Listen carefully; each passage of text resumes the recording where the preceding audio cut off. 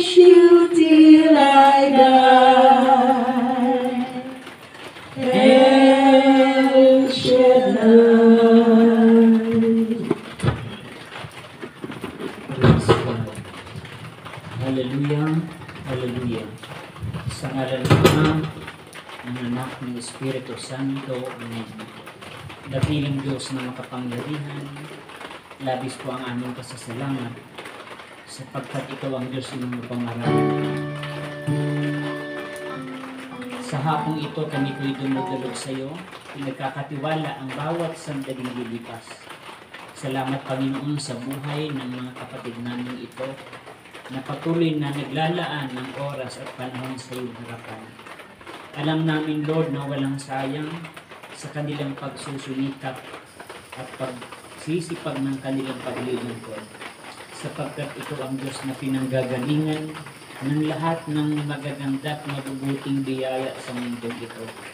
Dalangin po namin sa hapong ito na muli mo kaming turuan ng maraming bagay upang sa aming paglalakbay sa mundong ito ay patuloy kaming matapat ang aming buhay, especially ang aming spiritual na aspeto, Panginoon.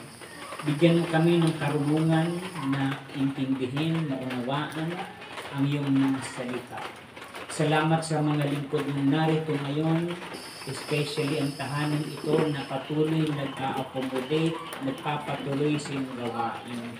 Salamat sa mga sumusuporta. Salamat sa mga buhay na naglalaan ng paglilingkod sa iyo. Dalangin ko, Panginoon, hindi lamang kaming narito ang iyong pagpalain, maging ang aming nasa palibot na makikinig at makakarinig.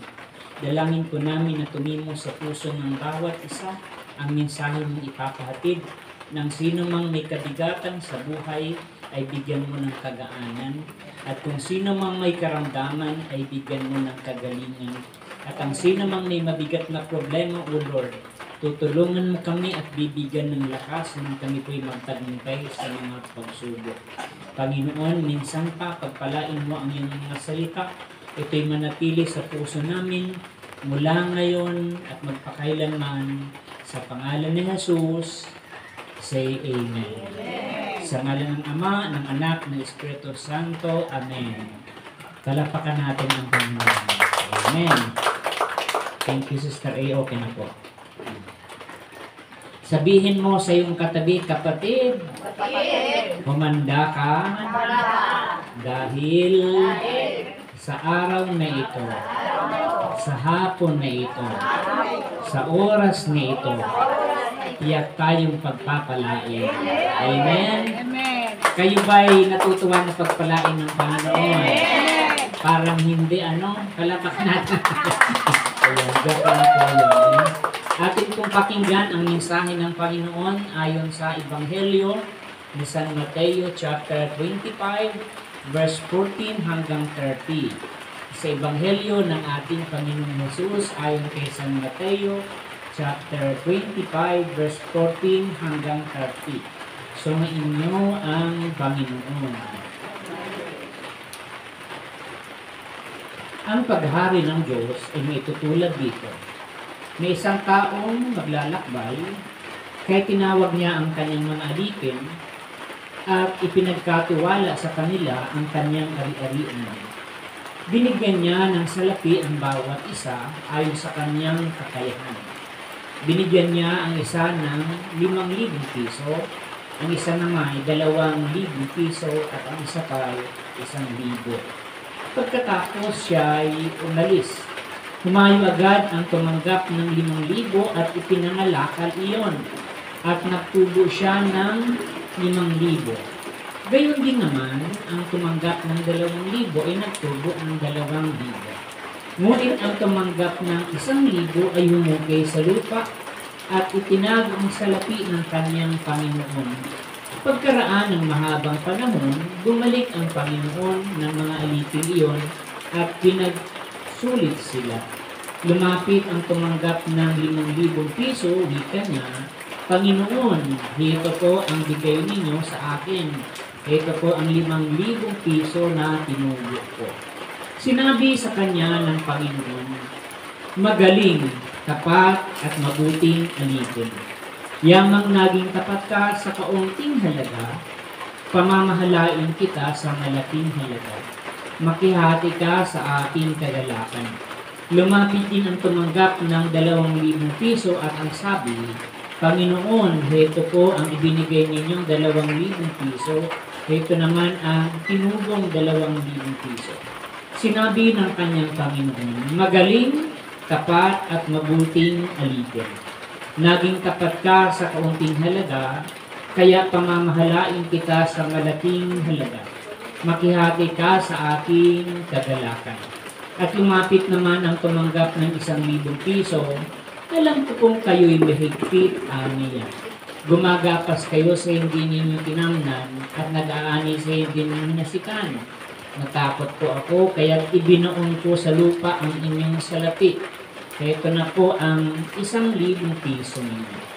Masama at tamad na alipin, tugon ng kanyang Panginoon. Alam mo palang gumagapas ako sa hindi ko tinamnan at nag-ani sa hindi ko hinahasikan. Bakit hindi mo yan inilagak sa bangko? Di sana'y may nakukuha akong tubo ngayon.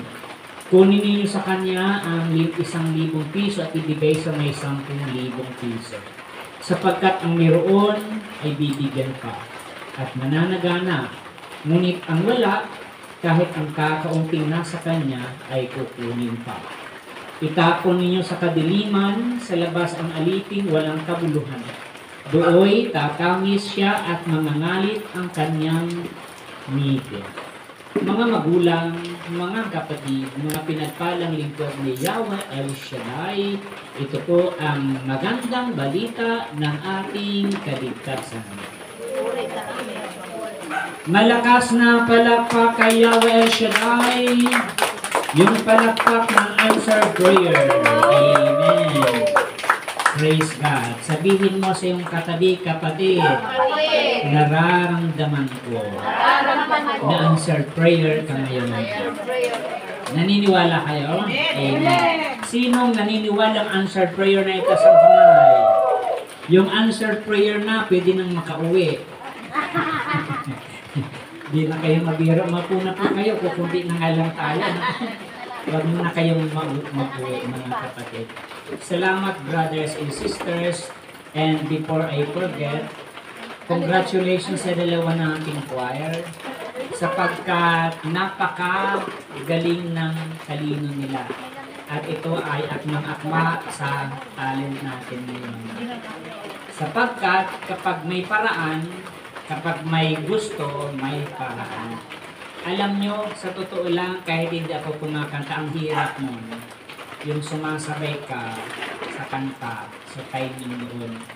Buti pa kung ang manulugtog ay tao, hihintayin ka na. Pero kapag gadget, mga kapatid, ay mahirap sundan. So, kailangan talaga noon ang tamang tempo. Kasi pag naiwan ka, tapos ka nang kumanta, may tugtog ka. Kaya lang, sa sunod, isaksak natin para di madugo. Nanay, don't worry, huwag kang magpanik kahit nalubat, di mawawala ang biyaya ni Yahweh. Amen. Alam ng Diyos yung ating mga motibo, mga kapatid. Sa hapong ito, napakaganda ng talinghaga ng Panginoon na gusto niyang ipaintindi sa atin. Amen ba? Na gusto niyang ipaunawa sa mga lingkod na gustong magtagumpay sa buhay. Amen ba? Ang title po ng ating pag-aral ay From Fear to Faith. Galing sa takot patungo sa pananampalataya. Walang taong matapang na hindi natatakot. Walang taong magaling na hindi nakaranas ng mga takot sa buhay. Yun nga lang, iba't iba yung uri ng mga takot na ating kinakaharap. Pero ganun pa man, ang mahalaga ay maintindihan natin ang tunay na kahulugan na paggaling sa pagkatakot ay tataglayin natin ang pananampalataya na siyang dahilan kung bakit tayo nandito ngayon. Kasi ang gusto ng Panginoon ay magi tayong matatag, lalong-lalo na sa hamon ng buhay sa mundo ngayon, na kung saan napakarami ng unfairness, napakarami ng hindi makatarungan sa kapalibutan natin. At ang nakakatakot mga kapatid, ang tao ngayon ay parang isang iglap na lang nawawala. Napakaraming ebidensya ngayon, magsimula ng pandemic, na mababalitaan mo, kinuha na ni Lord. Pero mapalad ka sapagkat binibigyan ka pa niya ng chance na makapaglingkod sa Kanya. Amen ba? Kaya sabihin mo sa iyong katabi, kapatid, salamat naman at nandiyan ka. Alam nyo, minsan ang dami nating hinahanap sa buhay. Pero hindi natin napapansin na nandiyan lang sa palibot natin yung biyaya. Nasosurpass natin yung pinaka-importante sa buhay natin. Walang iba, una sa lahat, sa ating tahanan, yung ating pamilya, yung buhay na meron tayo mga kapatid, na kahit minsan may mga sakit, may karamdaman, ikaw ay palaging nagtatagumpay sa buhay.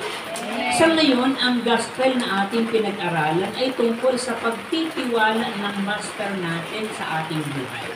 Lagi mong tandaan na buhay ka hindi lang ng para sa'yo. Kailangan matukoy natin ang mga bagay na pinagkatiwala ng Diyos sa atin. Kasi pag di po daw natin nagamit ang pinagkatiwala ng Diyos sa atin, isang malaking failure. Isang malaking kabiguan sa tao na hindi natin magamit ang kanyang biyayang ibinigay sa atin. Mauubos ang buhay natin na walang halaga. Mauubos ang buhay natin na walang, kumbaga, fruitful sa buhay. Ang gusto ng Panginoon ay magamit tayo sa pinaka-maximize na pamamaraan. Nang sa ganun, wala tayong pagsisisihan sa ating buhay. Amen ba? Una, maintindihan natin ang gospel na ito kapag inugat natin ang tunay na background ng kwentong ito. Maiintindihan natin ang kahulugan ng parable ngayon kapag tinignan natin yung background ng tinatawag na historical background o historical context. Tandaan nyo ang panahon habang tumatagal nagkakaroon ng pagbabago.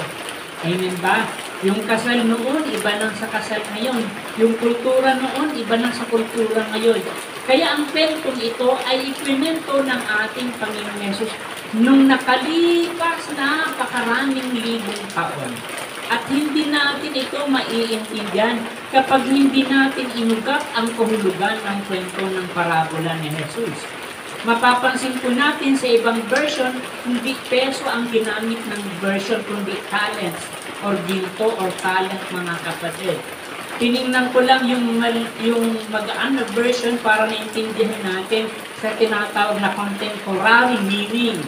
Pero kapag binig-out natin ang malalim na kahulugan ng salitang ito, ang kanyang sinasabing pinagkatiwala ay talent or ginto mga kapatid.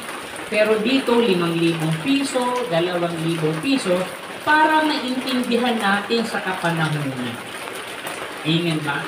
Ano ang unang dapat nating maintindihan at may ugat sa ating kultura?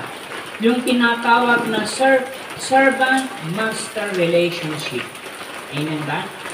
Ang Pilipino ay maraming bansang umalipin sa atin. Amen ba? Kailangan maunawaan natin ano ang ibig sabihin ng master or servant relationship. Nung mga nakalipas na taon, ang buhay ng tao ay may mga taong alipin. Mayroong kategory ang buhay ng unang panahon. Mayroong tinatawag na elite group, mga kapatid, mga mayayaman, mga hari, mga amo, mga kapatid. Amen ba?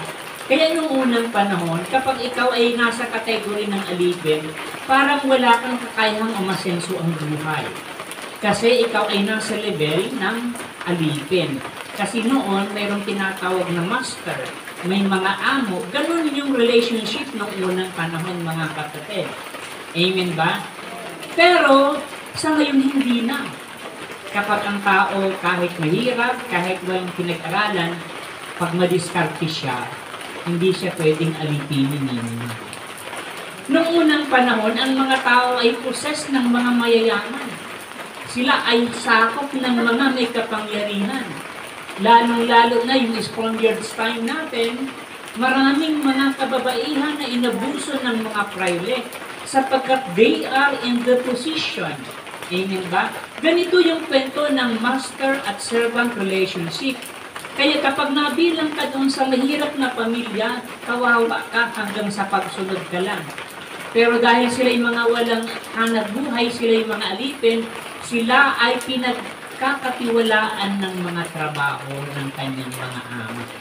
Pero ang nakakalungkot, kahit pinagkatiwalaan ka ng mahabang lupa, malawak na lupa, may pananagutan ka. Amen ba? Naalala ko, yung tatay ko ay pinag-alaga ng nakalipas na maraming taon din. Pinag-alaga ng may kaya ng mga malalawak na lupa. Pag bumibisita yung may-ari ng lupa, kung ano-anong kinakatay ng tatay ko, manok, baboy, pag darating yung may-ari ng lupa namin, sobrang special. Parang kami hanggang amoy muna at hanggang tingin. Kasi darating yung amo ng tatay ko na may-ari ng lupa. Ganon ka-powerful ng unang panahon. At alam nyo, kahit binabiyan, parang wala kang reason na magsabi na lugi yung inani, yung lagi yung tinanim. Kasi parang mapapagalitan ka ng may-ari at pwedeng ibigay sa iba yung lupang pinagkatiwala sa inyong mga kapatid. So, ganun yung kwento mga kapatid ko sa Panginoon. Yung tinatawag na master and servant relationship. Sa ating buhay ngayon, tayo ay mga alipin ng Panginoon. Amen ba? Pinagkatiwalaan tayo ng buhay ng maraming bagay. Amen ba? So, mga kapatid ko sa Diyos, titingnan natin ang gustong makita ng Diyos sa atin bilang mga alipin. Amen ba? Kailangan maunawaan natin ang kahulugan bilang lingkod niya. Unang-una, overcoming fear. Sabihin nyo, kapatid, bawas-bawasan ang pagkatakot. Alam nyo ang dahilan kung bakit nagalit yung amo sa huling nagsulit? Kasi natakot siya. 1,000 na nga lang, hindi pa nilagak sa bangko. 1,000 na nga lang, hindi pa ginamit para ito'y lumagot. Amen ba? Ang tao'y napakaraming talino. Amen ba? Yung mga negosyante dyan, pag may nakakausap, maya-maya hawak niya na yung pera. Kasi magaling siyang dumiskarte ng mga kapatid. Maraming talent ang tao ngayon, kaya maraming nabubulol eh. Amen ba? Pag nagsalita siya sa isang grupo, very talented siya. Mayroong tinatawag na convincing power. Wala siyang pakialam sa kanyang sarili. Wala siyang takot. Isipin niyo kasamaan pa yung ginagawa nila. Amen ba? Sabi ko nga, kung hindi tayo, kung nahihiya tayong gumawa ng mali, huwag din tayo mahiyang gumawa ng tama. So, mahalaga mga kapatid ko sa Panginoon, ang parable ay naghahamon sa atin na i-confront at overcome ang fear. Pinapapalahanan tayo na ang takot ay nagpa-paralyze at nag-prevent para magamit natin yung ating talino. Amen ba? Karamihan sa gawain ay pinagpapala ng Diyos. Pero hindi lahat ay nakakapag-share. Kasi takot siyang mag-share. Nahihiya siyang mag-share. So, napiprevent yung blessing ng Lord. Alam nyo, ang Diyos ay natutuwa. Yung kunting bagay na pinagkatiwala sa atin ay kailangan maipakita natin na ikaw ay pinagpala dahil mahal ka ng Diyos. Dahil naghimala sa iyo ang Panginoon. Huwag mong hayaan na ito'y manatili sa puso. Kaya sabihin mo siyang kapatid, sa susunod, i-share mo ang mga biyaya. Kapag marami kayong biyaya, huwag mong itago. Kasi hindi ka naman nagmamayabang. Ang pinagmamayabang natin ang Diyos. Amen ba?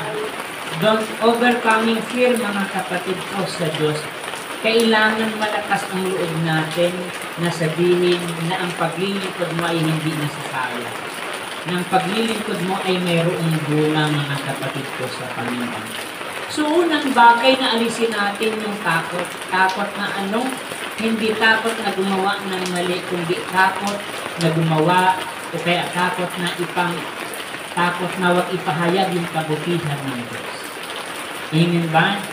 By stepping out in faith, we can overcome fear and experience the fullness of God's blessings. Amen.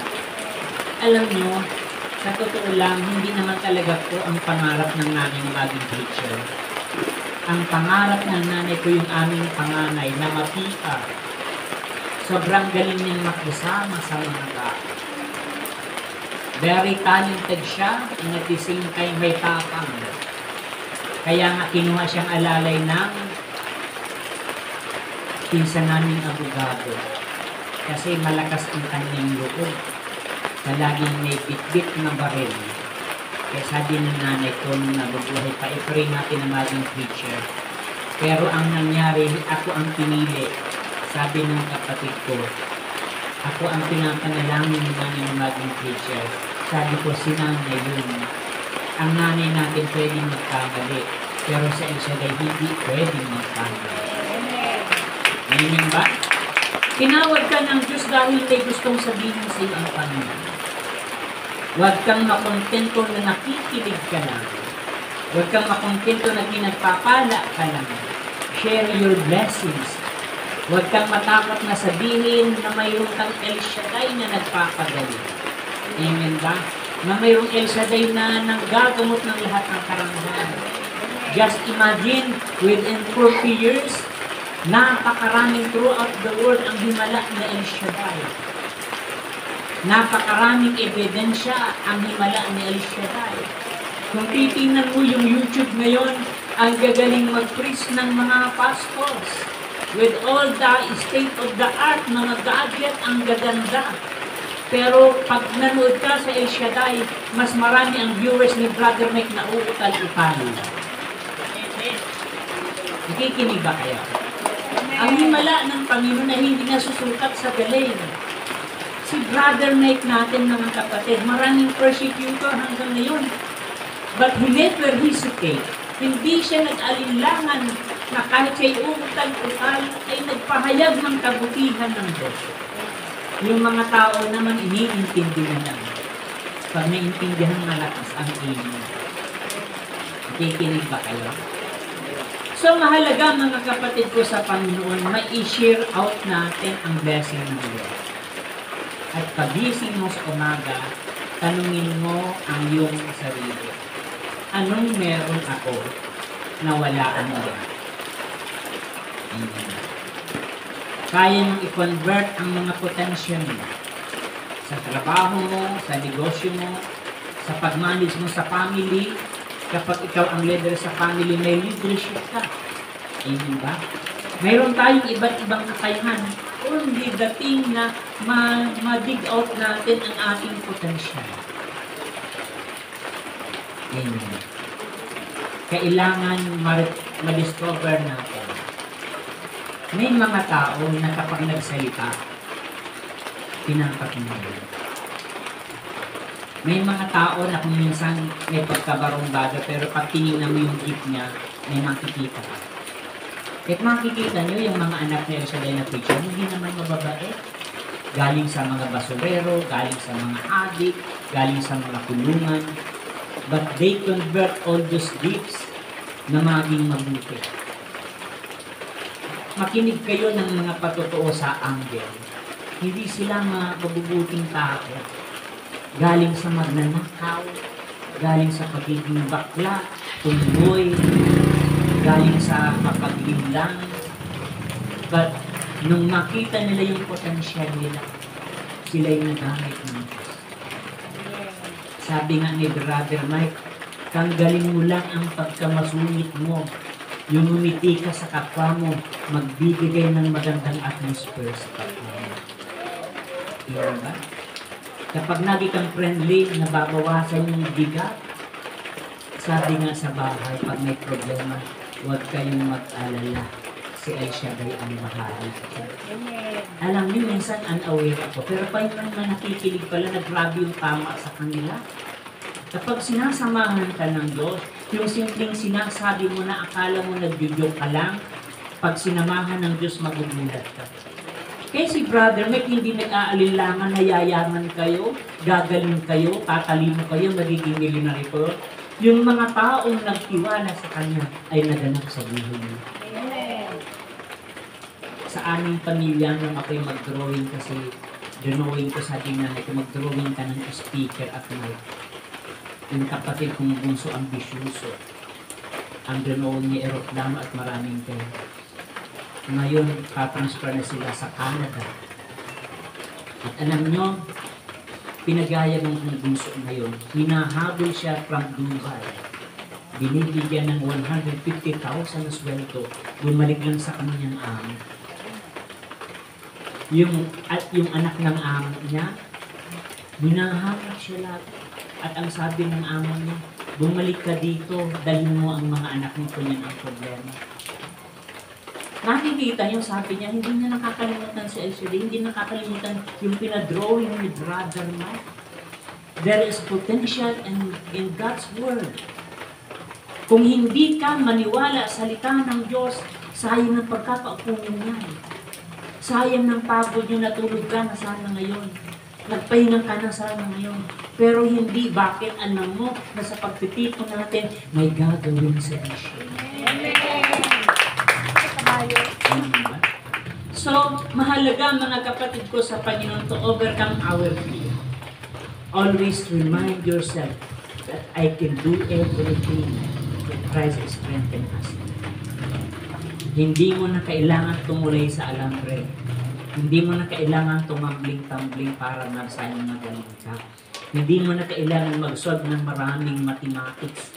Hindi mo na kailangan magsalita ng magandang English. Ang kailangan mo lang magpakatatag at ilagay sa puso mo na may Al-Shaddai ka, magtatagumpay ka. Hindi na hinihintay na magaling tayo. Ang hinihintay lang Diyos na magtiwala tayo sa Kanya.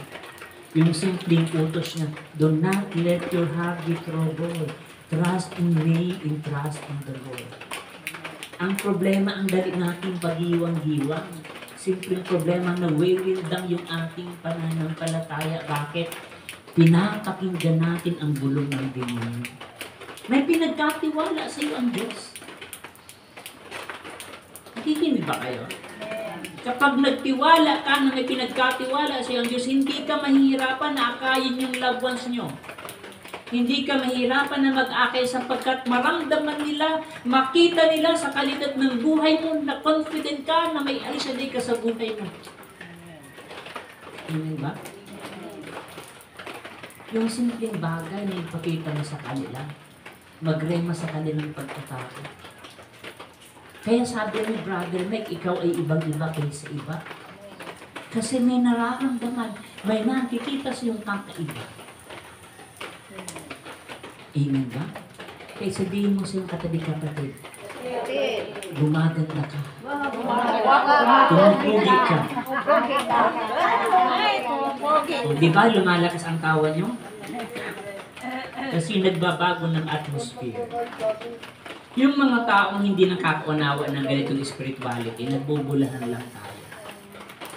Pero yung taong may malalim na pananampalataya, inaabot yung ating puso, nagbubukal sa ating bibig, at nagraragay sa ating pagkatao.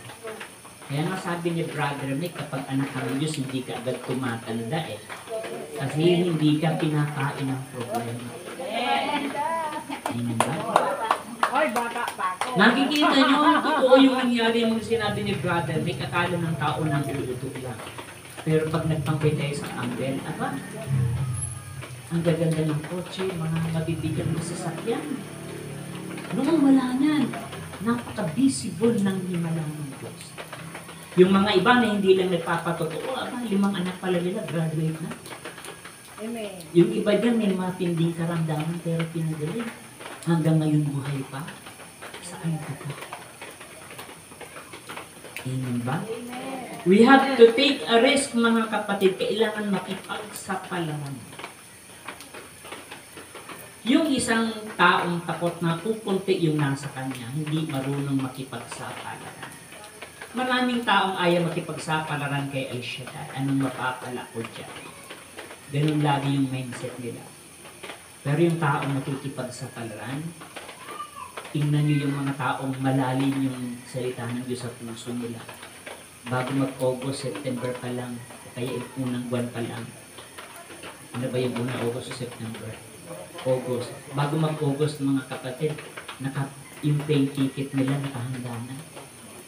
Magbibilib kayo yung iba't ibang bansa ng mga chapter ng El Shaddai. Nandiyan sa Angle pag anniversary. Pero minsan yung nasa Parañaque hindi makapag-attend. Yung mga nasa probinsya, 2 bus, 3 bus. Nakikipagsapalaran sila. Naalala ko yung sabi nila, brother, ang pera ko 1,000 lang. Sabi ng kasama ko sa bahay, huwag mo nang ipamasahe yan. Ibili mo na ng baka.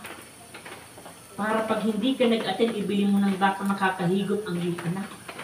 Brother, ang sagot ko sa aking asawa, makakahigop kami ngayong gabi ng baka, ng 6 pamasahe papuntang Manila. Pero pag binigay ko to, kaya siya dahil higit pa sa 1 kilong baka. Ang ibigay ko siya. Maraming taong takot makipagsapalaran. Bakit? Ang iniisip nila, inilalagay nila yung comfort nila sa kanilang makitid na pag-iisip. They are narrow-minded. And yet, hindi nila nakikita na lahat pagod nila, hirap nila, walang nangyayari. Sabi ko nga lagi, kahit mapera ka, pag wala kang Diyos, kulang na kulang ang 1 million mo. Amen ba? Pero pag may Diyos ka, hindi lang physical ang kaligtasan mo, kundi mismo kayo. The reason why we are very in trouble because we are not assured that we are in heaven for the future. May espiritu naliligalig because of our sinfulness and our doubts and fears. May takot tayong taong ikaw mismo nasa loob mo ay hindi content. Tingnan yung mga simpleng example. Ang nagpapalakas daw ng tao ngayon kapag may nakita kang pera sa bulsa niya o sa kita. That's true. Ibig sabihin, we have many potential. Minsan kinakain lang tayo ng mga mali nating negativity.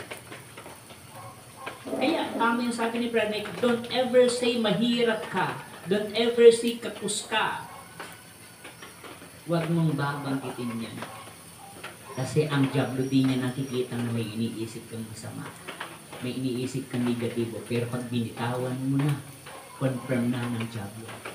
Pero ang Diyos hindi pa binibitawan, binabasa niya. Amen. Amen ba? And that's why we have to discipline our mind. Kasi siya ang magdadrive ng pagkatao mo. Kung naglilingkod ka ng puno ng resistance sa isip mo, huwag mong pahintulutan. Amen ba? Huwag mong payagan sa isip mo na maging playground ang isip mo na wala na kong pag-asa. Wala na kong kagalingan. Amen ba? Kailangan maniwala tayo sa salita ng Diyos. Trusting in God's provision. Stepping out with our talents requires trusting in God's provision. It reminds us that God has given us the necessary resources. Hindi lahat ng pera bakay ay bibilhin ng pera. But there is provision only coming from God. Yung nanay, yung magulang na nagpagod ng kanyang buhay para maipag-aral ang kanyang anak ng 8 taon. Sabi nga nila, ginapang nila para maging doktor, para maging nurse, para maging engineer. Yung anak naman na masipag, nagsunog ng kilay, nagtiis, nagtipid para makamtan ang pagiging engineer. But at the end of the day, pag siya ay magbabar exam, hindi niya pwedeng sabihin, Mama, ipanalangin mo. Kapag ginawa mo na yung lahat ng gusto mo, yung pagod mo, hindi ka pwedeng tumigil sa sarili mong kakayahan. Kasi kahit nagpagod ka ng 8 taon, nagtiis ka ng 8 taon, kapag wala yung God's provision, mabibigo ka. Kaya whatever your plans, pag nagkilos ka na, nagpagod ka na, we have to put it in the hands of God. Sabi ng Panginoon, you can do nothing without me. Ito yung dahilan kung bakit ka nag-El Shaddai. Kasi ang gusto niya sa journey mo sa buhay, magi kang matatag. Baon-baon mo ang kanyang salita. Hindi lang sa prayer meeting, kundi yung kalidad ng pagkatao mo, taglay-taglay mo. And it shows on your lifestyle. Tingnan nyo. Ako, di ko sinasabing banal ko. Sabi ko nga, kung kalukuhan, ang dami nating kalukuhan. Pero hindi tayo natatapos doon. We are always striving what God wants for us. Amen ba? Tayo, ang dami nating mga tagong masamang isip. We can deny for that. Amen ba? Pero ang gusto ng Panginoon, lagi tayong magtiwala sa kanyang provision. Ang doktor, kahit sino espesyalista, sasabihin niya, manalangin ka na lang. Pag sinabi niyang manalangin ka na lang, tapos na ang usapan. Nung nasa hospital yung nanay ko, may kausap akong professor. Alam mo, Brad, magkano ng gasto niyo sa nanay niyo? Sabi ko, yung gastong baba sa department ng babayaran, nasa 40,000. Nako, Brad, barya lang sa amin ginagasto. Sabi ko, magkano na sa inyo, sir? Pasok ng 1 million. Sabi ko, ilang araw na kayo, mag-iisang buwan pa lang. Alam niyo ang ginagastos nilang 1 million? Isang matandang 80 years old na nakikipaglaban. Kwenta niya, alam niya kung magkano ang gasto niya araw-araw? 8,000 para mabuhay ang kanilang magulang. Tinawad nila, ang nangyari 5,000 na lang. Pero kung pintahin mo, saan ka kukuha para mabuhay 5,000 a day? Sa buhay Pilipino. Dahil yung kanyang anak nasa Amerika, nasa nasa Amerika, may pera. Yung mga kapatid ay mga professional, kayang i-sustain. Pero hindi sapat yung galing nila at talino nila. Yung doktor ang umayaw. Sabi nila, may pera kayo, kayang magbayad. Pero yung may-ari ng katawan, nagsosurrender na. Nakikinig ba kayo? Yung bungsod nila na hindi medyo mahirap ang buhay, umiyak. Sabi niya, huwag niyong alisin yung oxygen ng mama. Gusto pa siyang mabuhay. Anong sagot ng mga kapatid? Ikaw yung magbayad. Sobrang insulto, di ba? Sabi niya, ipapanalangin ko to sa Diyos. Kasi hindi lang pera niyo ang kailangan. Kaya kayo napapagod kasi sa kayo sa inan. Sa yung sarili lang kayo nanangan. Amen. But anyway, to cut the long story short, ibinigay nila sa Diyos. Sabi nung professor niya, Brad, wala pang 5 seconds, patay na yung nanay na ay kapatid nila. Pero nakamagkano 1 million. Life is very fragile. Kaya, pag nakikita mo kung ano yung nasa palibot natin, hindi ka na dapat palang matakot, hindi ka na pala dapat mag-alala. Kasi ang daming kinakatakutan na dapat mong pagtiwalaan na may Diyos na nagdadala ng buhay mo. Amen. Diba? Hindi naman tayo pwedeng manang sa mga bagay-bagay na meron tayo because after all, we don't know. And that's why palaguin, patabain ang pananampalataya. Sabi nga ni brother niya, pag matatanda na tayo, iwasan ang pakikipag-away. Bawas-bawasan na ang kaindihan. Tumuon sa pananampalataya. Embracing growth and development, kailangan yakapin natin ang paglago. Amen ba? Dito sa El Shaddai, huwag po kayong masaktan kasi nahilig akong magpalipad na minsan nakakasakit. Pero hindi natin pwedeng lampasan to. Dito sa El Shaddai, maraming taong hindi talaga lumalago. Ako sinasabi ko that I am not growing up. Kasi ang pwede lang sumukat sa akin yung asawa ko na araw-araw kong nakikita. Pag nagkakaroon kami ng conversation, nahuhuli na ako na ang dami ko pang dapat baguhin. Pero hindi ko yun tinatago. Amen ba? Hindi ko yun pinagmamalaki. Nasasabi ko yun sapagkat bibihira lang talaga yung mga taong nagsumikat na lumago. Because we always focus on this material world. Pinainan tayo ng Panginoon na yayaman ka. Pero ang bottom line ng talent na ito ay gamitin ka ng Diyos. What are the things that God given to us and yet hindi mo minaximize? hindi mo pinahalagaan. Naubos na ang buhay natin, kailan ka lang naglingkod. 70, 50, ako 50 na ako. Ang dami kong kalokohan ng maraming taon, niloko ko yung negosyo namin, pinahawak ako ng bakery, wala pang ilang buwan, bagsak na, daming perang naubos. Sabi ng nanay ko, unang maghawak, panganay namin, pangalawa, kami, yung kapatid, naghawak ng bakery. Pero ang bilis maubos. Naalala ko, ang nag-spark sa isip ko noon nung binibigay ng nanay kong pamasahe sa anak, pagsikapan yung pag-aaral mo, wala na kong ibang pera niyan. Inutang ko na yan. Nakakasakit. Amen. But God is good. Nung maubos na ang lahat ng meron kami, El Shaddai came into our family. That was the greatest encounter in my life. Na magkaroon ng El Shaddai. Kaya ngayon, hindi ako nagpipilit kung mag-attend ka o hindi. Imbis mamilit ka na mag-attend, hindi, gawin mo yung the best para sa Diyos. Amen. We have to do our best, our commitment to God sapagkat siya ang kikilos. Pag sarili mong kakayahan, pamasayan mo siya aaten, akayin mo siya aaten, i-text mo siya aaten, pag tinigilan mo, tigil din. But if God wills, kung paano kahinipan ng Diyos, pwede niyang gawin sa mga taong kakilala. Amen. Kasi maliban na may intindihan nila at maranasan nila yung nararanasan nyo, kahit anong bongga ng gawain, hindi nyo sila maaakay. But let us go deeper in our faith. Minsan, akala natin ang bait na natin. Nakatulong ka lang ng 1 kilong bigas, akala mo mabait ka na. Nakikinig ba kayo? Amen. Pero pagkatapos ng 1 oras, wala na yung 1 kilong bigas mo. Ang problema niya, susunod na araw. Pero hindi mo kaya i-sustain. Pero ang Diyos, kaya kang i-sustain. Ganun yung mga tao sa gobyerno, di ba? Mas marami pa yung picture kaysa binibigay. Sabi ko nga sa inyo, isang patotoo, ngayon may inaasikaso na naman akong DSWD, pero kalaban lagi yung hayop ko.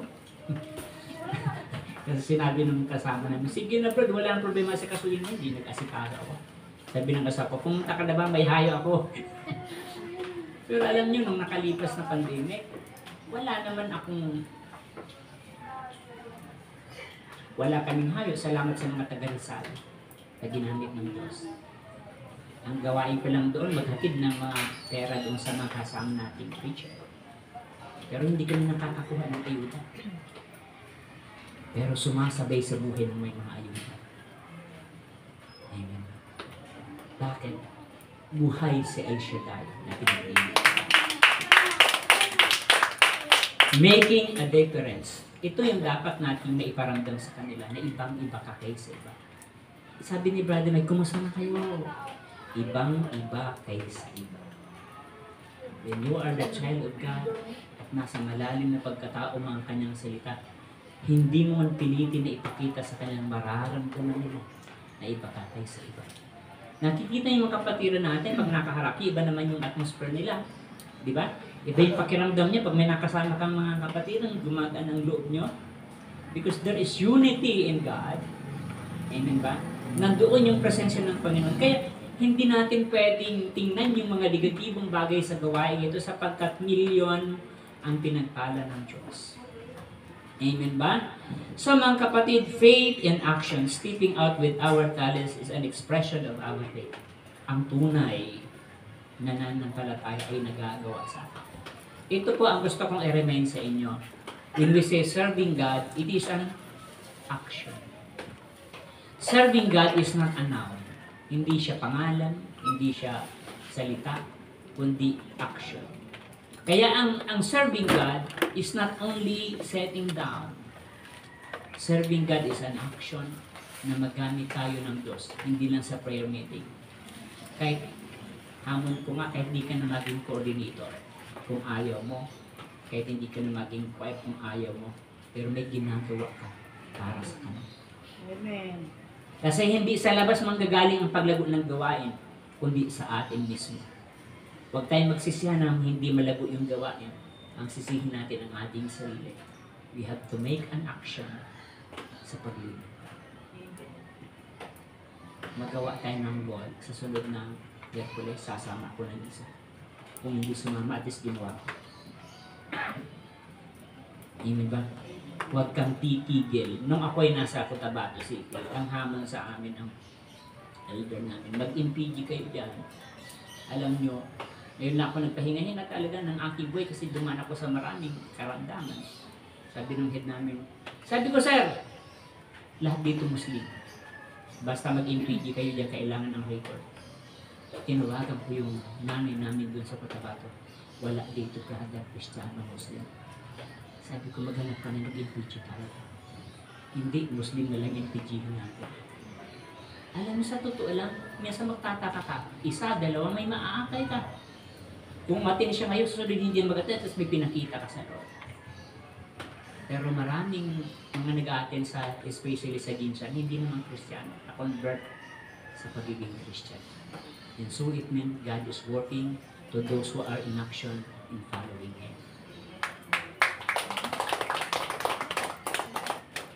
Kaya nga sabi ng isang Proverbs sa leadership, if you can say yes, you can do it. If you can say no, you are right. Pag sinabi mo hindi mo kaya, tama ka, hanggang doon na lang. Kapag sinabi mo, kaya mo, kaya. Amen ba? Amen. Sabihin mo siyang katabi kapatid, kaya mo yan. Tumayo na tayo. Alam mo,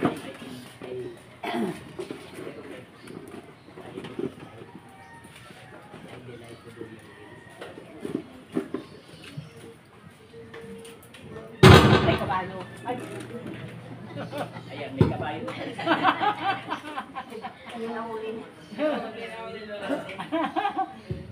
Nakakagulat naman yan. Okay lang yan, idol. Atin pong ilagay ang ating kamay sa tapat ng ating puso habang ang ating kapatid ay naghahanap ng awit. Ating kausapin ang Diyos at pagnilayan natin ang mga salitang ating napakinggan. At patuloy natin simulan at huwag masayang ang bawat hapon ng ating pagtitipon nang sa ganon maging makabuluhan ang ating pagtitipon. Hallelujah. Praise you, Jesus. Dakilang Diyos na makapangyarihan, i-bless mga aming kapatid na ito, ang kanilang pamilya, ang kanilang sambahayan. I pray, Lord, ang kanilang mga hanap buhay, ang source of income, dalangin ko po, Panginoon, ito'y palaguin mo. Ang relasyon sa aming pamilya, kung mayroong mga kaguluhan, dalangin ko, Lord, ang kaayusan. Kung may karamdamang physical, Panginoon, I pray for your healing. And most especially, Lord, magawa namin ang iyong kalooban. At gawin namin ang umay na gawin ang iyong kalooban. I delight to do your will.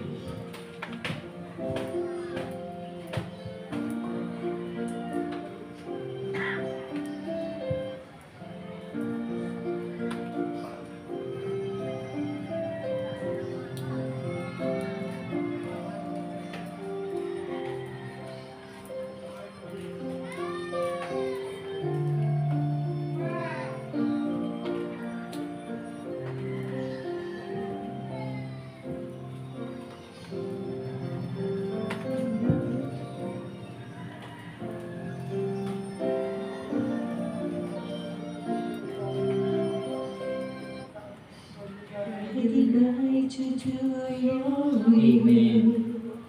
to obey your every word. I can do all things through you, who strengthens me. By the power I have in sin, by the power I have in this, I can do all things through you, who strengthens me, who strengthens me. You alone are worthy of all honor and all praise. You alone are worship, my God, my all, my King. I delight to do your will, to obey your every voice. I can do all things to you who strengthens me. By the blood I have been saved, by the power I have been raised. I can do all things to you who strengthens me, who strengthens me. You alone are worthy of all honor and all praise. You alone are worship, my God, my own, my King. You alone are worthy of all honor and all praise. You alone are worship, my Lord, my God, my King. I delight to do your will, to obey your every word. I can do all things to you who strengthens me, who strengthens me. Yes. Salamat Panginoon, kagaya po ng lyrics ng awiting ito. Ang kasiyahan namin ay ang gawin ang kaloob. Sapagkat kapag ito ang namin naman ng mga tao, we can do everything. Gagawa namin ang lahat ng mga bagay sa pamamagitan ng tulong at lakas mo, Panginoon. Napakarami na pong taon sa buhay namin na lumipas. Kami po'y inaraanan ng problema. Kung minsan, Lord, akala namin ito na yung katapusan. Subalit hindi namin napapansin. Sa panahon pala na yun, nandiyan lagi ang iyong tulong. Kung nung panahon, Lord, hindi ka namin kinikilala at hindi ka namin pinaglilingkuran, nandiyan lagi ang iyong gabay at tulong. Lalong-lalo na pala ngayon, ang kami ko'y handang tumalima sa iyong kalooban. Panginoon, salamat sa buhay pananampalataya, sapagkat maraming hindi nakakatukoy nito. Maraming hindi nakakaintindi at nakakaunawa nito. Subalit binigyan mo kami ng karunungan, ng malalim na pagkaintindi, ang dapat namin gawin ay ma-maximize ang aming buhay sa mga talino at kaloob mong binigay sa amin. Bigyan mo kami ng karunungan na ma-discover ang mga bagay sa buhay namin, ang aming mga potential, para kami makapag-akay ng mga kaluluwa. Nang sa ganon, ang lahat ng bagay ay pagkakaloob mo ayon sa kalooban. I-bless mo, Lord, ang aking mga kapatid na nandito ngayon. Ipinapanalangin pa mga physical na kalusugan. I pray, Lord, for a healthy physical body, Panginoon. And especially din our mind, emotions, and our spiritual life. Pagpalain mo ang kanilang mga kahilingan personal, sa pamilya, sa tahanan, sa sarili. Panginoon, alam namin, nakikinig ka lagi. Sabi nga ng aming punong lingkod, buntong hininga lang namin, alam na ang aming kahilingan. I-bless mo, Lord, ang mga lingkod mong naninindigan sa lugar ng Kanag Prayer Group. Ang mga lingkod mong ginagamit, ang mga awit mo, at ang mga manggagawa mo, Panginoon. At ang mga nag-a-attend, dalangin po namin, Lord, maging makabuluhan ang aming paglilingkod, at magamit namin ang iyong purpose, ang iyong dahilan sa pag-attend namin sa iyong harapan. Panginoon, maraming salamat. Ang kapulit parangal sa namin ibinabalik sa pangalan ni Jesus. Say Amen. Amen. Sa pangalan ng Ama, ng Anak, ng Espiritu Santo. Amen. Sabihin niyo, Lord, Lord, answer prayer. answer prayer, Lord. Magandang hapon sa inyong lahat. God bless us all. Tayo po lahat ay magpasalamat sa Diyos. Thank you po. Salamat, salamat. Amen. Hallelujah.